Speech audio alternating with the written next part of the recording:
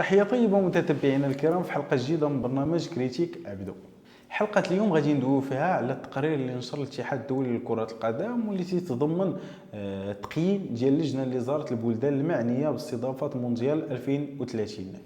من خلال التنقيط اللي كشف عليه الاتحاد الدولي لكرة القدم بين أن المغرب عنصر أساسي ما بين البلدان الثلاثة المعنية باستضافة كأس العالم 2030 عكس ما يروج له بعض الأعداء بأن المغرب فقط شريك وعنصر غير أساسي من بين البلدان الثلاثة. ولكن من خلال التنقيط المغرب حصل خصوصا المدن المغربية حصلت على تنقيط أعلى من بعض المدن الإسبانية والبرتغالية اللي داخلة بقوة في الملف، خصوصا وأن إسبانيا داخله ب 14 الملعب، المغرب داخل بستة، والبرتغال داخلين على ما اعتقد بجوج او ثلاثه ملاعب. يعني فاش تشوف ملاعب ديال المملكه حاصلين على تنقيط اللي فاق 4 وفاق مجموعه من الملاعب المعروفه في اسبانيا، هنا تيبين بان المغرب دخل بقوه في هذا الملف.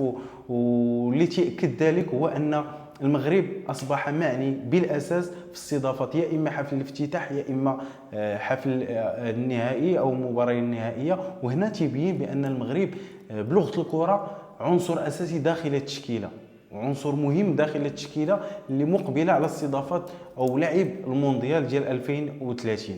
فمن خلال اطلاعنا على التنقيط اللي كشف عليه الاتحاد الدولي لكره القدم واللي يتعلق بالمدن السته المعنيه باستضافه مونديال 2030، بان بان المدن المغربيه جاهزه وقدمت ملف قوي اللي قنع الفيفا وقنع اللجنه باش انه تعطي تنقيط متميز.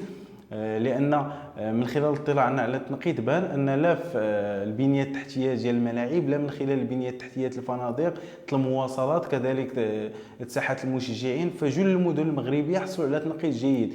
يمكن باستثناء طنجة وفاس اللي ما حصلوش على تنقيط على مستوى المواصلات، فباقي تقييمات لا ديال الملاعب لا ديال البنيه التحتيه الفندقيه لا كان تنقيط متميز. غادي ندويو على اللي تيهمنا كثير هو مدينه مراكش بحكم انتمائنا لهذه المدينه. فكنا متخوفين من هذه الزيارات لجنه الفيفا، والغالبيه كانوا تيتوقعوا ان مدينه مراكش غادي تحصل على تنقيط ضعيف خصوصا في المواصلات والبنيه التحتيه ديال الطرقات. ولكن العكس من ذلك، فمدينه مراكش جات في المرتبه الثانيه او المرتبه الثالثه من بعد كازا ومن بعد الرباط. وهذا تيبين بان الملف ديال مدينه مراكش او الملف المغربي قوي جدا، لان هذه اللجنه ديال الفيفا اللجنه اللي العناصر ديالها هما اللي كانوا في هذه الزياره، وما يمكنش تحابي مدينه على مدينه او تحابي دوله على دوله، تعطيو التنقيط اللي تستحق كل مدينه. اصلا في الزياره ما كانش معهم شي عنصر اخر من غير العناصر اللي في هذه لجنه التفتيش. يعني التنقيط اللي عطات مدينه مراكش لا في المواصلات لا في البنيه التحتيه والملعب، لان مراكش حصلت على تنقيط جيد في الملعب ديال 4. وتنعرفوا ان المعايير دقيقه اللي تتحطها الفيفا فاش ندويو على الملعب، تيدويو على الطرق اللي توصلوا للملعب، تيدويو على المحيط الملعب واش ممكن انه يكونوا فيه متنفسات للجمهور اللي تيحضر المباريات. كذلك بخصوص المواصلات فالفيفا تتركز بالاساس على المطار. نعرفوا ان المطار ديال مراكش الدولي مطار اللي ممكن انه يتسع لعدد كبير من السياح، وكذلك كاين برنامج او كاين مشروع من اجل التوسعه ديالو. كذلك تيركزوا على ان الفنادق يكونوا من الصنف 5 ديال النجوم ويكونوا قراب من الملاعب المعنيه سواء باستضافه المباريات او باستضافه التدريب. هذه كلها امور تتوفر في مدينه مراكش.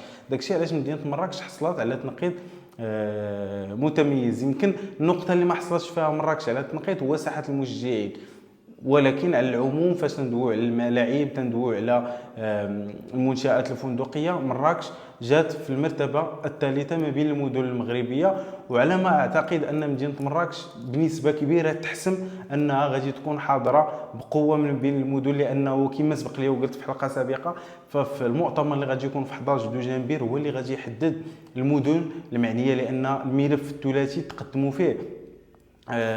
فيه مجموعه من الملاعب، ولكن الفيفا فتتحدد الحد الادنى في 14 ملعب والحد الاقصى في 20 ملعب. يعني ممكن ان الملف المغربي يتقبلوا جميع الملاعب العشرين اللي قدموهم لا الصبليو لا المغرب لا البرتغال، ممكن انه يتحيدوا بعض الملاعب ويتقتصر على 14 15 16. هذا الشيء غادي نعرفوه في الاجتماع ديال اللي غادي يكون في 11 دجنبير، هو اللي غادي يحدد مجموعه من الامور بما في ذلك توزيع ديال المباريات. مدينه مراكش وعكس المتداول غادي تكون مرشحه بقوه لاستضافه مباريات دور المجموعات الثمن والربع، بينما النصف النهائي اللي مرشحين هما جوج ديال الملاعب، ملعب امير مولاي الحسن وملعب مولاي عبد الله. هادو هما الملاعب اللي غادي يكونوا معنيين باستضافه النصف النهائي، وكذلك ملعب طنجه. اما النهائي فممكن ان المغرب يستضيف يا اما النهائي بنسبه كبيره، يا اما الافتتاح يا اما النهائي، وغالبا غادي يكون في ملعب الكبير ديال الدار البيضاء اللي غادي يكون ملعب بمواصفات عالميه. على العموم هذا التنقيط تيخلينا نستبشروا خير بخصوص الملف المغربي، في انتظار كما قلت الاعلان على المدن اللي غادي تحسم الامر ديالها انها غادي تستضيف مباريات المونديال. اكيد ان المدن المغربيه كامله وبنسبه كبيره غادي يتختاروا باش انهم يستضيفوا مباريات المونديال. نتمناو ان في 11 دجنبير يتاكد هذا المعطى وان جميع المدن المغربيه تستضيف المونديال، ونتمناو ان مدينه مراكش تستضيف مباريات الربع النهائيه ومباريات الثمن ومباريات الادوار الاقصائيه. هذا كل ما لدينا متتبعينا الكرام في حلقه اليوم، نضرب لكم موعد في حلقه قادمه ان شاء الله. الى اللقاء.